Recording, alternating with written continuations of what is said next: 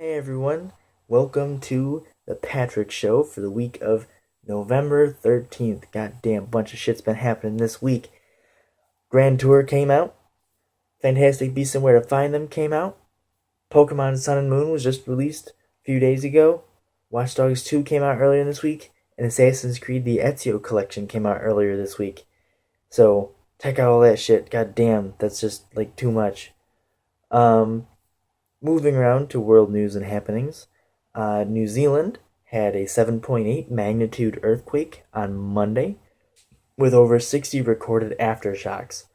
Um, Thankfully, there wasn't any significant um, damage, so only like two people died and only 1,000 people were displaced, which obviously we don't want. But in the grand scheme of things, that's pretty reasonable for an earthquake of that size.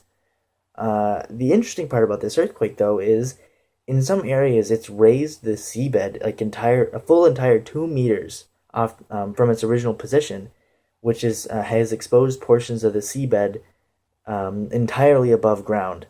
So that's made for interesting viewing and an interesting shift in the ecosystem of some areas.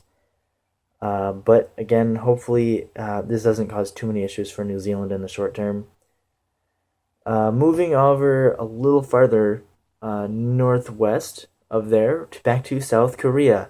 If you remember, I've talked about South Korea over the last few weeks because good old President Park still hasn't resigned. So if you remember from a couple weeks ago, I mentioned the president of South Korea, President Park, got into some hot water because there was found to be there was found evidence that her spiritual advisor was influencing some of President Park's political decisions and cabinet member decisions and policy decisions. And basically, for almost the last month, people in South Korea, have been calling for her resignation. Millions have rallied uh, in Seoul calling for resignation, despite several apologies and her cooperation in the ongoing investigation. Now, what's interesting, or what's shifted, is that more and more people are now calling for her to be impeached. She's right now running at a flat 5% approval rating with 0% amongst the young people. So people are getting more and more unhappy with her as she continues to try and do her presidential duty, even though what her duty should be is to listen to the people and just quit before she gets impeached. At this point, it looks like if she doesn't resign soon, I'm probably talking about how South Korean President Park got impeached next week. So, but we'll see what happens. Hopefully, there's a peaceful transition of power here, and nothing really bad happens with this. But we'll find out in the next week, and I'll probably talk about it next show. Moving to the other end of the world, to Colombia. So, over the last 52 years, the Colombian government has been in combat with the Revolutionary Armed Forces of Colombia, or FARC. They're a rebel group, and they've been fighting it for the last, on and off, basically for the last 52 years. And just last week, on the 12th, they signed a peace treaty, which is awesome. But, of course, there's always a but whenever someone signs a peace treaty. It's already been fucked up. I, I don't get it. This happens every time. We've seen this all over the place historically. Most recently, like, it happened several times with the ceasefires in Ukraine. Every time we get a peace treaty, like, fuck, come on. Every time we get a peace treaty, it gets fucked up within a short period of time.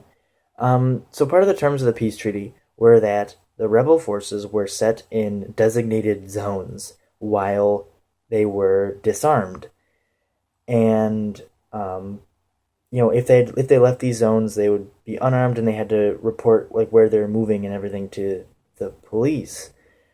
But apparently, some rebels just couldn't handle like one job of staying within the designated zone, and Soldiers were tipped off by the local community that some rebels were operating in the region, extorting money from local villages.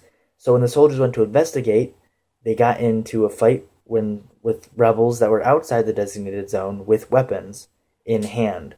And that resulted in the deaths of 2 suspected FARC rebels at the hands of these security forces. Hasn't even been a week, guys. But I mean, hopefully, this doesn't shred the peace treaty that they're working on, that they've come to, because they're doing so well, and hopefully this doesn't completely just fall apart because of this. So we'll see what happens. I'll take a look at it. We'll see what happens over the course of next week with that story as well. Moving back and finishing up in America, if you haven't heard, there's basically been protests in every major city every night of the week since Donald Trump was elected, for the most part. And this week is no exception. Protests have been continuing in major cities across the country. Part of the slight irony of some information that's come out recently that I've had trouble really validating, and at least in specific areas this has been shown to be true. Apparently with some of these protesters, though, people are getting kind of up in arms over it because they, like in some of these areas, the protesters didn't vote at all, or they didn't vote for Clinton, they voted third party. And so a lot of people are just kind of collectively what the fucking at these people. Like, how are you about to protest when you didn't vote to remove a vote in a way that would have removed what you're protesting against? I know that there's an NBC affiliate in Portland found that of the over 100 protesters that have been arrested in the last week, half of them weren't actually even voters from that state. They were voters from other states, or did not vote in that state in some capacity.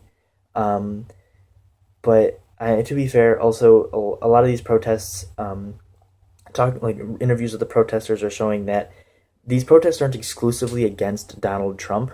They're also against just the political system in general, which I guess could be reflected in the fact that many of these supporters did vote for Bernie or Jill Stein or in many cases not Hillary Clinton. I know at least in the article that I cite in below, there's an interview with one of the protesters that said she'd be protesting even if Hillary Clinton got in. So I don't know. Hopefully the protesters get something done. They've just been protesting and blocking highways, so we'll see what happens with that in the next week. There hasn't been any, surprisingly, there hasn't been any undue violence. I think I've only heard of 1 or 2 protests actually being classified as riots, which is good. A lot of other times we've seen civil unrest in America, they've very quickly just become riots. So I'm glad to see that in this case, at least, they, for the most part, aren't. To be fair, I also haven't seen such widespread protesting for such a long period of time, but we'll see what happens with that. Hopefully something happens, and if something does, I'll definitely be talking about it next week. So, you guys, if you have something in particular you want me to talk about, say something in the comments below. Make sure you like and subscribe. As usual, you can do further reading with links that I put in the description. And I will see you next week, reporting on the usual news in America and the world. Bye.